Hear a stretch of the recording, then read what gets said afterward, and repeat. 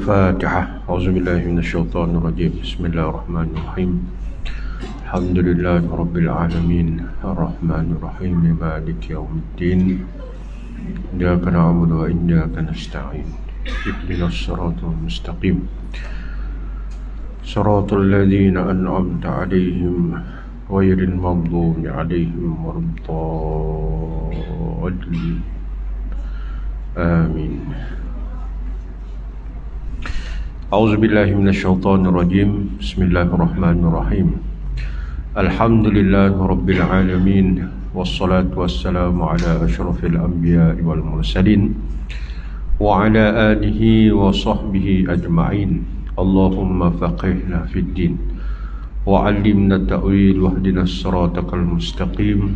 اللهم زدنا علما وارزقنا فهما. وصلى الله على سيدنا محمد وعلى آله وصحبه أجمعين والحمد لله رب العالمين.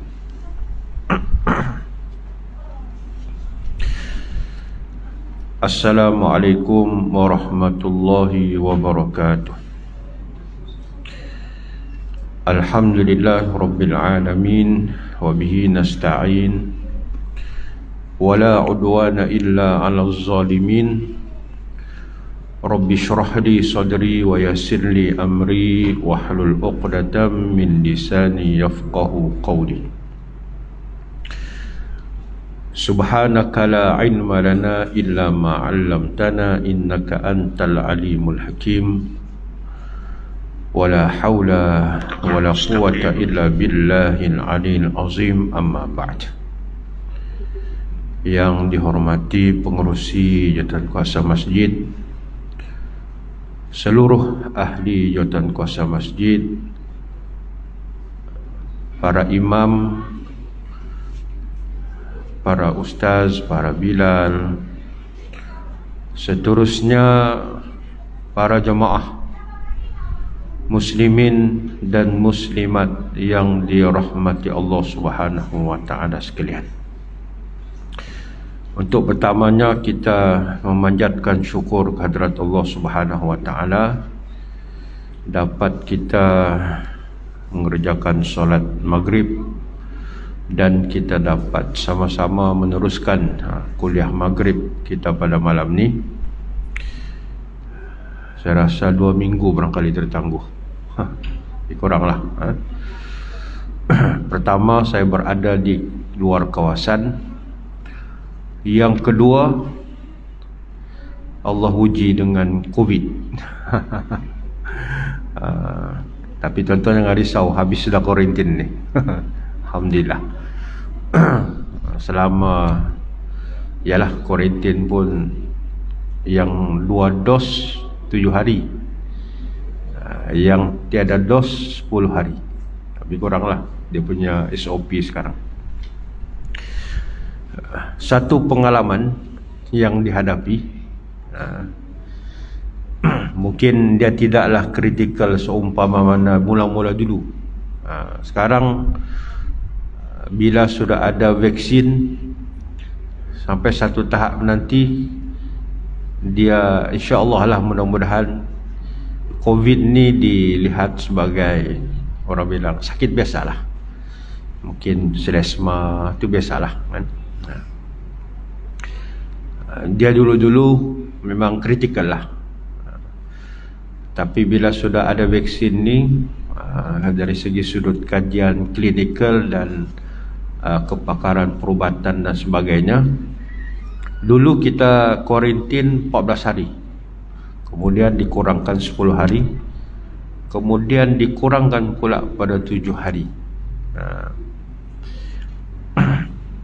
Sebab kalau ikut kajian perubatan, orang yang kena COVID ni,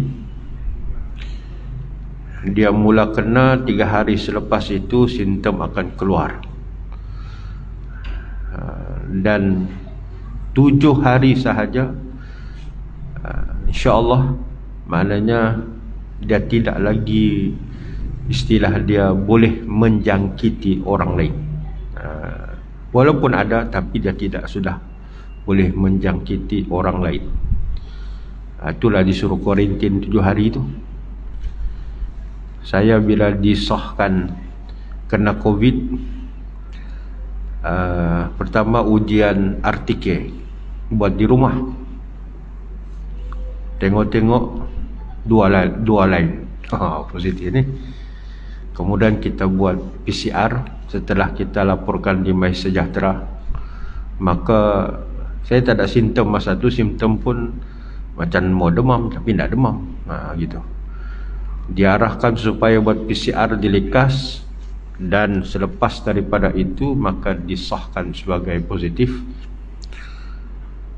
Pada 20 hari bulan kemudian diarahkan supaya mendapatkan pemeriksaan pada 21 hari bulan di klinik Loyang. Bila sampai di sana, saya di X-ray, cek tekanan darah dan sebagainya.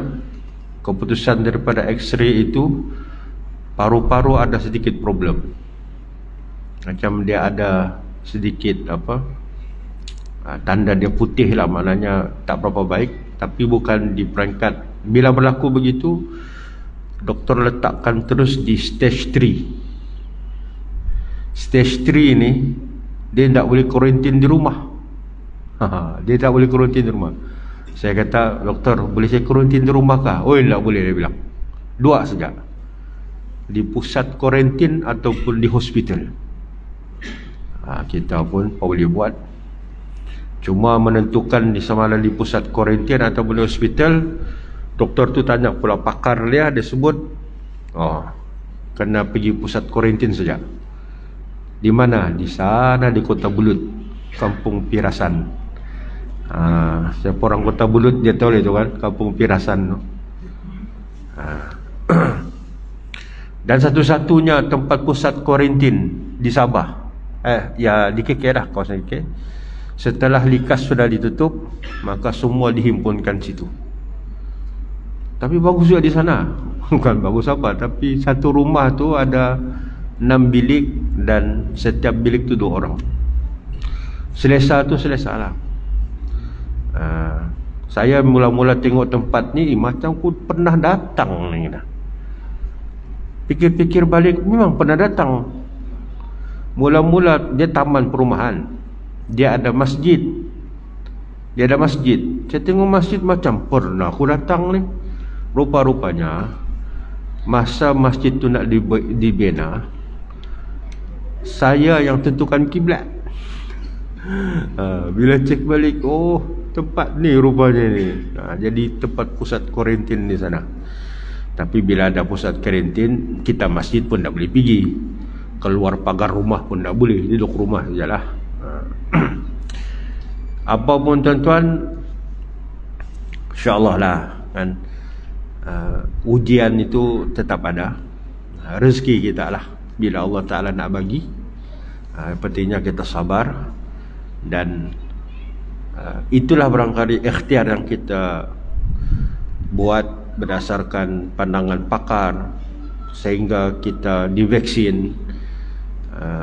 Mungkin dulu-dulu sebelum vaksin ni orang kritikal dan sebagainya, tapi sekarang ni pun bila nak terkena COVID ni kita pun dah tahu.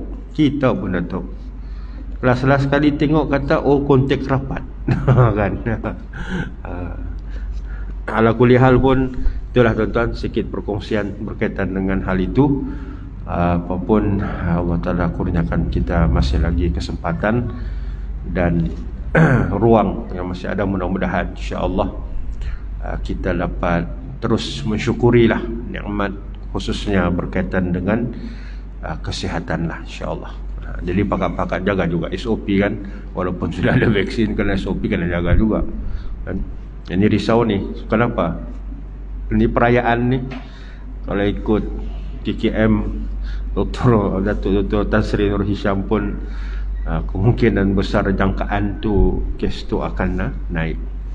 Berita pagi tadi di Gaza, Palestin, memang kes serangan Omicron kan, di antara orang kata COVID varian terbaru ni, Omicron ni menyerang di bumi Gaza sekarang, sehingga hospital penuh dan sebagainya. Ala kulli hal, kita ambil sentiasa peringatan, patuhi SOP lah, insya-Allah. Kita sambung malam ni insya-Allah kitab Munyatul Musalli oleh Syekh Daud Abdullah Al-Fatani rahimahullahu taala, muka surat 94. Muka surat 94, iaitu masih lagi kita membicarakan tentang tajuk sunat rawatib. Sunat rawatib iaitu pada nombor yang keempat, sunat isyraq. Qala al-musannif rahimahullahu ta'ala wa nafa'ana bihi wa bi'ulumihi fid darain, amin ya rabbal alamin. Sunat isyraq,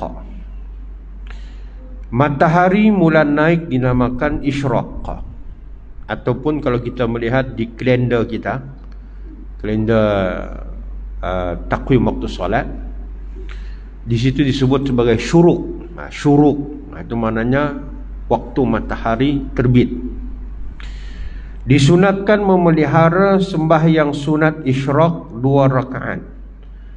Waktunya apabila matahari naik kira-kira melepasi waktu tegahan, iaitu waktu tahrim. Lafaz niat usolli sunnatal isyraq raka'ataini lillahi ta'ala. Sahaja aku sembahyang sunat isyraq 2 rakaat kerana Allah Ta'ala. Rakaat pertama selepas suratul Fatihah, kita baca suratul Kafirun, Qul ya ayyuhal kafirun. Rakaat kedua selepas membaca suratul Fatihah, iaitu membaca surah Al-Ikhlas, Qul huwallahu ahad. Kadang-kadang kalau kita suruh baca suratul Ikhlas, dia pun garuk kepala, apa itu kan? Tapi kalau kita sebut baca Qul huwallahu ahad, terus dia sambung, dia tahu baca tapi surah tidak tahu. Suratul Ikhlas itu adalah surah Qul huwallahu ahad. Cuma dalam permasalahan berkaitan dengan sunat isyraq, sunat isyraq ni, bilakah yang dikatakan sunatnya kita untuk mendirikan solat sunat isyraq, dan apakah makna isyraq itu sendiri? Mungkin kita akan ada sesetengah dia terkeliru dengan waktu duha. Waktu duha itu apa? Waktu isyraq itu apa? Kan? Kadang orang kata tiada waktu isyraq, waktu duha adalah. Mungkin begitu. Kita tengok perbahasan ulama tentang solat sunat isyraq ni. Dia memang ada khilaf di kalangan pendapat ulama. Antaranya Ibnu Abbas radhiyallahu anhu, bila dia menafsirkan satu ayat di dalam surah Shad, Allah sebut inna sakharnal jibala ma'ahu yusabbihna bil 'ashyi wal isyraq.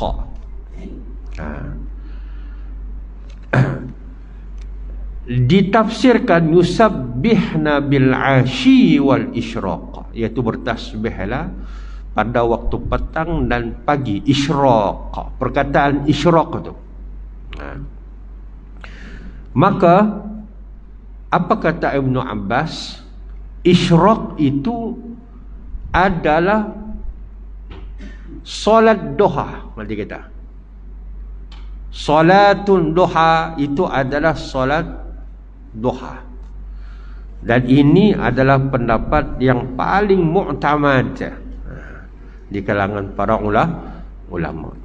Adapun Imamul Ghazali berpendapat bahawa solat isyraq itu lain daripada solat duha. Ini pendapat Imam Ghazali pula. Isyraq, duha tu duha. Okay. Bila waktunya, bila waktunya. Waktu itu ketika mana terangkat matahari. Bila sebut isyraq ni, contoh sekarang ni waktu syuruk. Waktu syuruk mana terbit matahari itu pada pukul berapa? Kalau tengok di situ 6.34 jam.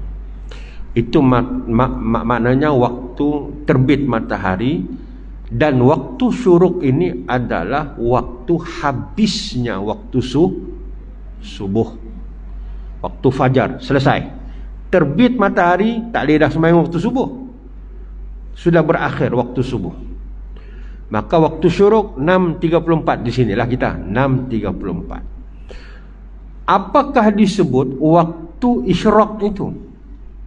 Waktu isyraq ini yang di kalangan ulama sebut berdasarkan hadis Nabi SAW, ketika waktu syuruk ada waktu tahrim. Waktu tahrim ni ketika mana matahari ini dia tengah terbit, dia nak terbit, itu adalah waktu tahrim. Kita tak boleh melakukan sebarang waktu sembahyang solat, diharamkan. Diharamkan. Itu disebut waktu tahrim. Tapi bila disebut waktu isyraq ni bila? Tu kata ini juga di antara orang kata perbincangan di kalangan ilmuwan falak bagi menentukan bilakah bermulanya waktu duha. Bilakah bermulanya waktu duha? Kenapa waktu duha? Dan apakah disebut waktu isyraq? Waktu isyraq ini ulama sebut itu adalah, kalau disebut itu adalah waktu duha. Di kala mana? Di kala waktu duha itu masuknya waktu duha, maka disebut solat sunat isyraq itu dia solat di waktu awal duha. Itu disebut waktu solat isyraq. Bila tempoh dia? Kalau dalam hadis Nabi disebut bermulanya waktu duha itu ketika mana tingginya matahari itu segalah. Cuma persoalan di sini, segalah tu macam mana? Galah, orang panggil apa kita? Pengait tu kan? Kalau kita panggil sini pengait. Pengait kelapa sawit dengan pengait pokok kelapa tidak sama tinggi. Mana sama? Jadi macam mana perkiraan dia? Maka inilah dihuraikan oleh khususnya ulama-ulama falak dalam menentukan waktu duha ini. Bila mana perkiraannya matahari ini kalau sudah dia terbit dalam satu pusingan matahari, itu bulatan matahari, ketinggian bulat itu kalau dia naik lagi itu dia kira kalau convert kepada minit, satu pusingan matahari itu, satu bulatan itu dikira 4 minit. Bila dia naik lagi dengan jarak satu lagi bulatan itu dikira 4 minit. 4 minit sudah 8 minit. Daripada dia terbit macam saya buat contoh beginilah. Okey. Ini waktu ufuk kita, matahari gini, bulat. Dia terbit gitu tu. Pop, cukup satu bulatan. Ini maknanya tataran lah. Dia terbit gitu, cukup satu bulatan. Ini namanya 4 minit. Dia naik lagi sikit satu bulatan, 4 minit. Berapa minit sudah? 8 minit kan. Dia naik lagi 12 minit. Begitu. Jadi ulama falak ni dia convert kepada waktu itu, maknanya daripada matahari itu naik gitu. Jadi kira-kira bilakah bermulanya waktu duha itu? Maka di sana dilihat Bermulanya waktu duha itu iaitu 28 minit daripada waktu syuruk. Waktu syuruk 6.34 plus 28 minit. Ini termasuk waktu ihtiyat, waktu yang ditambah sebagai orang kata waktu yang hati-hatilah. Kalau kata tepat 28 25 minit tambah lagi 3 minit, itu sebagai contoh waktu ihtiyat. Nah, ditambah lagi 28 minit daripada waktu syuruk itu adalah bermulanya waktu duha. Ada orang kata 15 minit. Ada orang kata 20 minit daripada waktu syuruk. Ada orang kata 28 minit. Tapi kita menggunakan dalam sistem kita, kalau di Pejabat Mufti sendiri pun, kita memulakan waktu duha itu, kita mengambil kira 28 minit selepas waktu syuruk, maka bermulanya waktu duha. Dan ulama sebut, kalau contohnya lah kan, pukul 6 waktu syuruk, 6.28 masuknya waktu duha. Kalau dia sembahyang pada 6.28 itu sebenarnya disebut sebagai solat sunat isyraq. Maknanya awal waktu duha itu, bila dia solat, itulah sebenarnya solat sunat isyraq. Waktu duha ni dia bermula pada waktu duha. Bila mana waktu duha? Panjang. Sehinggalah matahari berada di tengah. Mana zawal, mana di tengah kepala itu maknanya waktu zawal, waktu yang tengah kepala ni, dan antara kepala kita ni matahari itu nak masuk waktu zuhur, zawal yang tergelincir matahari itu antaranya waktu tahrim. Tak boleh juga solat masa tu. Kira-kira 15 minit sebelum masuk waktu zuhur. Kira-kira begitu. Dan selesai waktu duha. Waktu duha ni dia ada waktu afdalnya. Bila afdalnya waktu duha? Disebut dalam hadis. Kira-kira kalau seekor anak unta itu terbit naik matahari, anak unta ni sudah terasa panas. Disebut dalam hadis tu. Tapi kalau di-convert kepada waktu, maka kira-kiranya kalau kita ikut di Sabah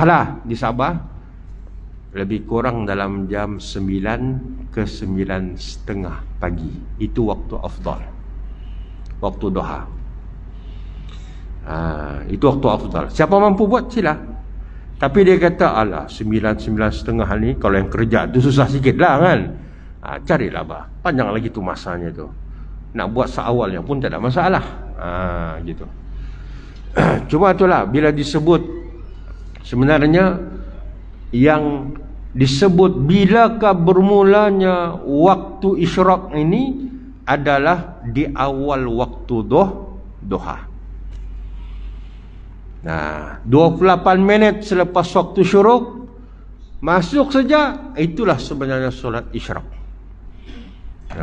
Walaupun ada pendapat mengatakan 15 minit selepas waktu syuruk, 20, tapi kita mengambil pendekatan 28 minit supaya betul-betul masuk waktu kita boleh buat waktu isyraq. Sebab kita risau kalau buat awal sangat, termasuk waktu apa? Waktu tahrim, waktu yang diharamkan. Itu kena berhati-hati juga. Kadang-kadang kita duk nampak cerah aja begitu kan, boleh sembahyang lah ni kan. Kita kena tengok juga waktu itu. Sebab takut-takut kita termasuk di dalam waktu tahrim, waktu yang diharamkan. Sebab ketika mana, kenapa diharamkan? Ketika mana terbitnya matahari itu, maka ketika itulah syaitan akan sujud kepada matahari. Maka ketika itu kita diharamkan untuk juga sujud. Ataupun itu bagilah syaitan orang sujud dengan matahari silalah kan. Itu. Jadi maknanya kita kena berhati-hati pada waktu ni.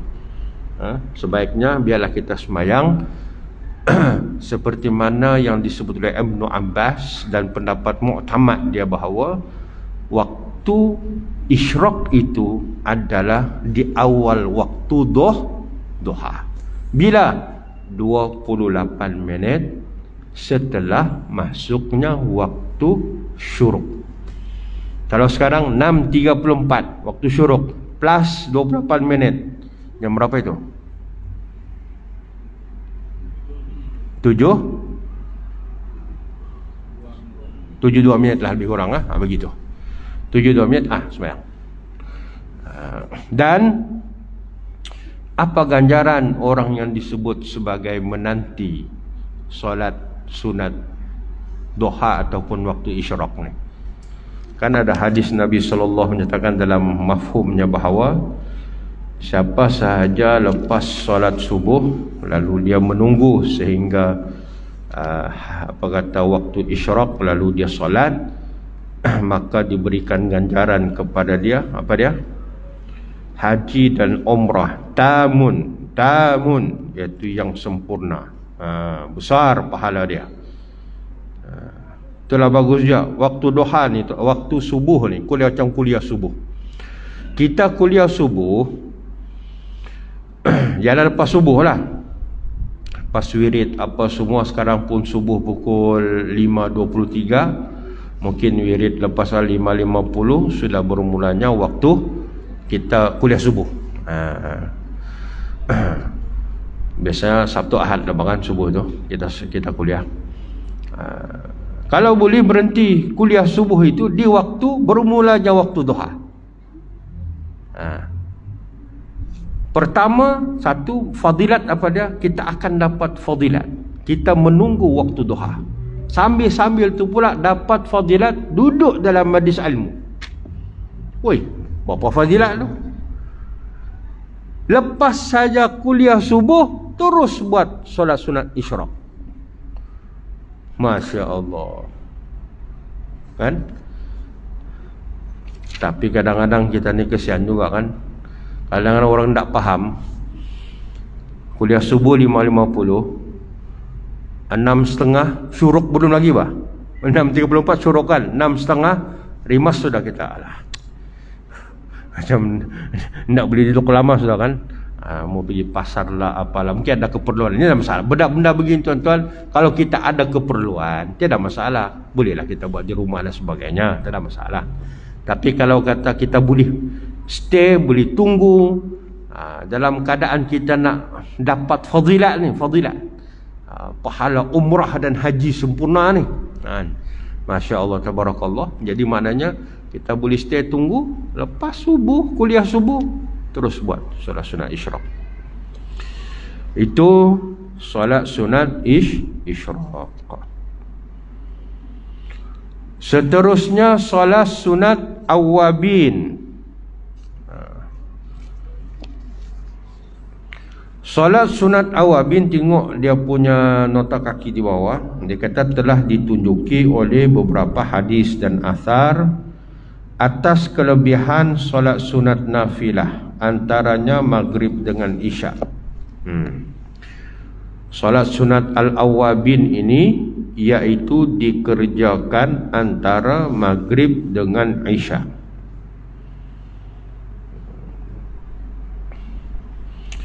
Dan disebut juga di sini, disunatkan juga memelihara sembahyang sunat awabin, sekurang-kurangnya sunat awabin 2 rakaat dan sebanyak-banyaknya 20 rakaat, waktunya antara maghrib dengan isya. Dan juga tidak disunatkan solat awabin ini dikerjakan secara berjamaah, maknanya kena buat seorang-seorang. 2 rakaat paling kurang, paling banyak 20 rakaat. Bila mana? Bila dikerjakan antara maghrib dengan Aisyah.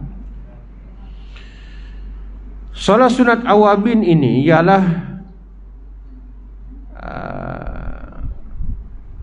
waktunya antara maghrib dengan isya. Dikerjakan selepas kita wirid lah, lepas maghrib itu, sementara nak menunggu waktu Aisyah. Dia solat sunat awabin ini memberi erti solat untuk orang-orang yang kembali kepada Allah Ta'ala pada waktu yang lalai dengannya. Dia kata pada waktu yang lalai baginya. Maghrib dengan Isya ni banyaknya orang lalai lah kan? Dan sebenarnya pun waktu Maghrib Isya ni kalau orang main bersukan, dia punya klimaks tu pun masa tu lah itu. Semakin nak masuk Maghrib, kalau orang main bola dulu-dulu lah, kampung-kampungan main bola, selagi nampak bola tu, selagi tu dia nak berhenti. Belum masuk Maghrib, orang nak berhenti. Selagi nampak bola tu, memang akan terus juga. Kadang sudah azan, Allah Akbar, ada lagi orang, nanti dulu, relax kamu, ni kita teruskan lagi, last goal kata.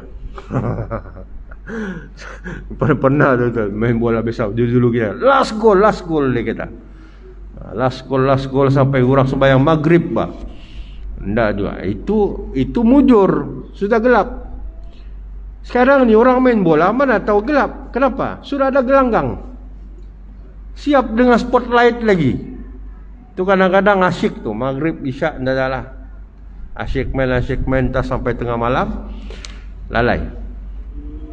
Jadi solat sunat awabin ini ialah orang yang lalai, dia kembali, dia penuhi masa Maghrib Isya ni, dia solat sunat.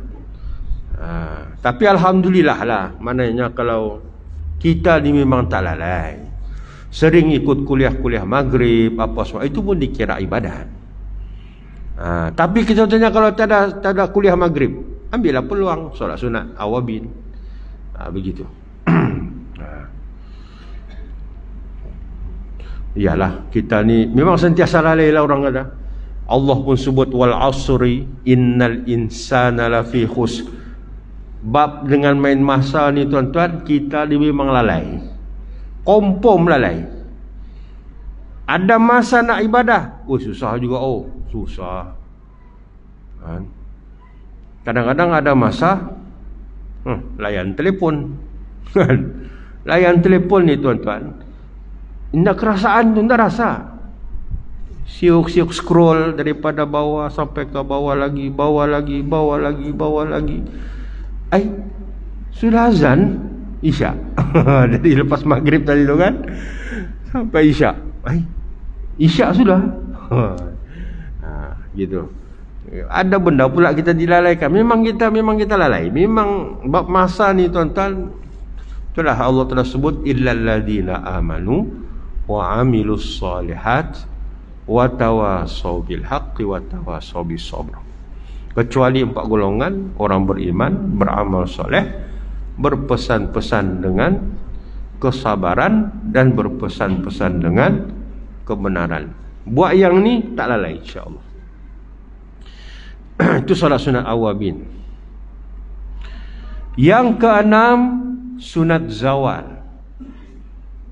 Pada sunat zawal ni, zawal ialah apabila gelincir matahari dari berdiri tegak di atas kepala kita. Disunatkan sembahyang zawal 2 rakaat.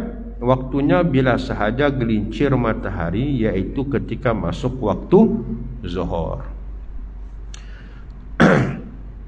Waktu zuhur ni masuk bila mana gelincirnya matahari. Jangan kita pula bayangkan, matahari ni pandai juga tergelincir lah. Jangan tu bayang itu. Maksudnya bila kita dirikan tiang tegak lah. Contohnya begini kan, tiang tegak.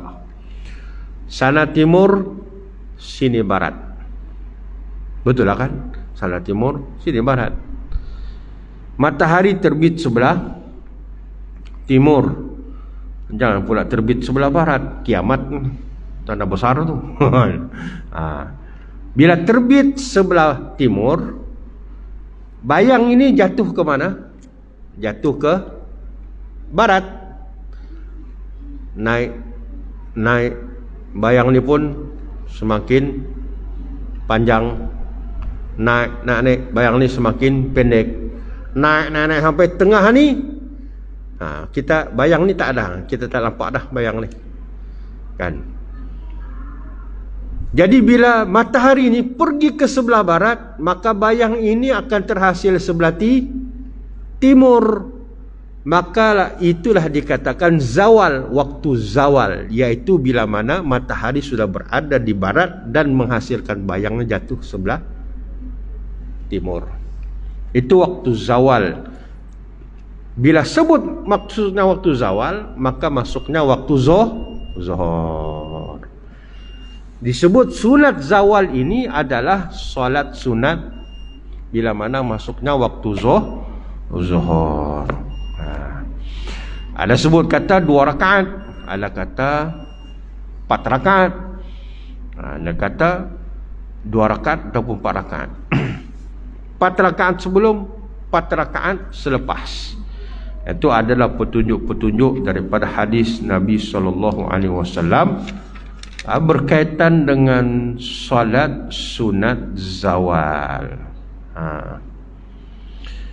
Kalau kita merujuk kata Imam Syaukani dalam kitab Nailul Awtar, dia kata apa? Berkata Al-Iraqi, solat zawal itu lain daripada 4 rakaat sunat zuhur sebelumnya.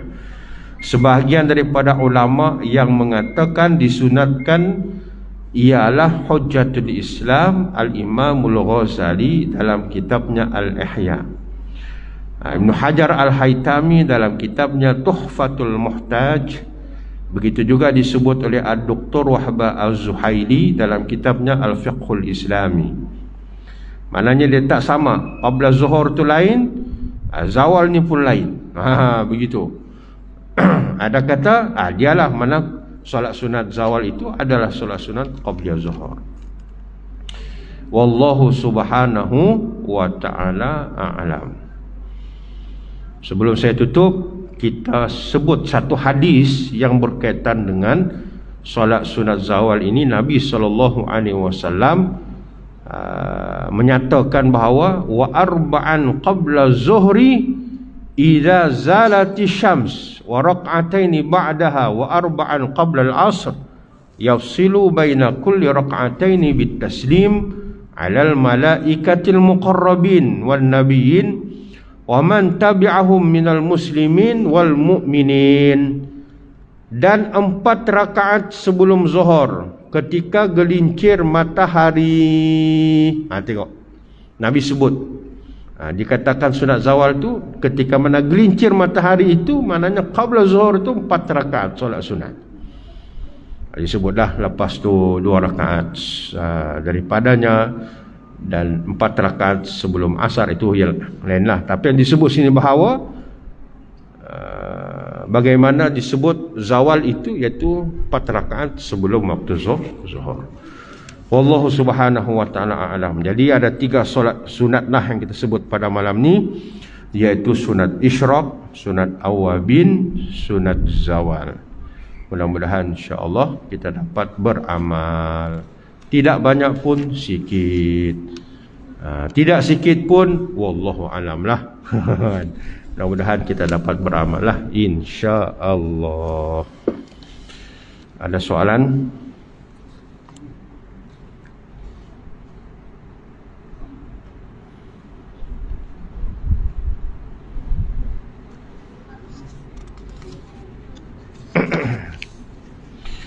Tiada soalan. A'udzubillahi minasyaitonirrajim. Bismillahirrahmanirrahim. Alhamdulillahirabbil alamin. Wassalatu wassalamu ala asyrafil anbiya'i wal mursalin wa ala alihi wa sahbihi ajma'in. Allahumma ja'alna jam'ana hadha jam'an marhuma wa tafarruqana min ba'dihi tafarruqan ma'suma. Wa sallallahu ala sayyidina Muhammad wa ala alihi wa sahbihi ajma'in. Alhamdulillahirabbil alamin.